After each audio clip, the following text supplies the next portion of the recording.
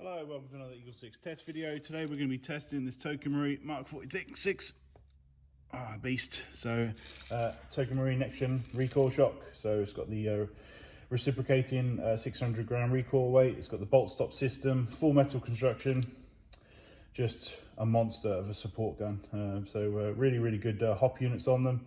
Yeah, really great. So obviously downside of all the Maruis is that they're just designed for the Japanese market. So basically we've gone ahead and increased the FPS on this, bringing it up to 346 on 0.2s, 285 on 2.8s, which is, you know, it's a really good FPS, you know, sort of to be running those 2.8s on 3.2s. So it's but pretty much bang up there, if you know what I mean, with regards to FPS. So we installed the Laylax dovetail mount, Firefly hot rubber, Firefly clear nub, the EagleSix.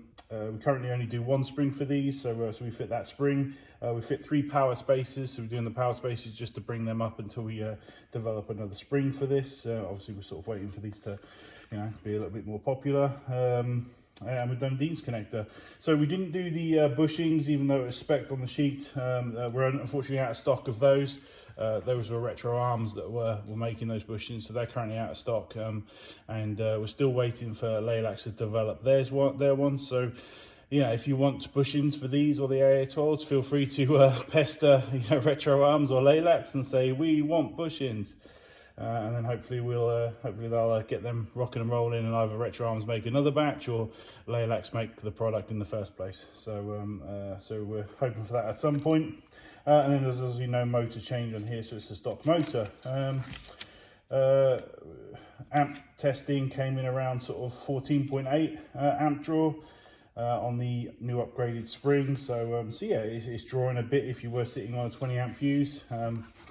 But nothing different than any other of the recoils, you know, considering the size weight that it's shifting. Yeah, so it's pretty good. So yeah, I've talked about the FPS results. We tested at 65 meters, which is really good to be sending really tight groups at that sort of distance, you know, with a support gun. And now we're, yeah, just want to do some extended testing just to make sure everything's all good.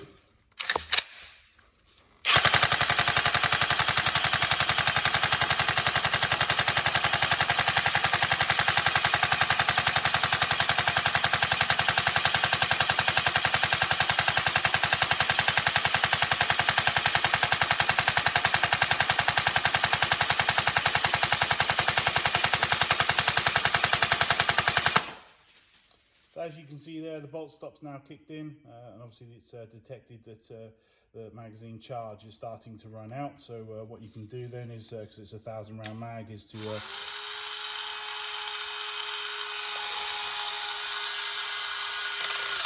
charge the mag a bit more. Then you cock it to re-engage the bolt stop, you know, because obviously the MOSFET system that's in there.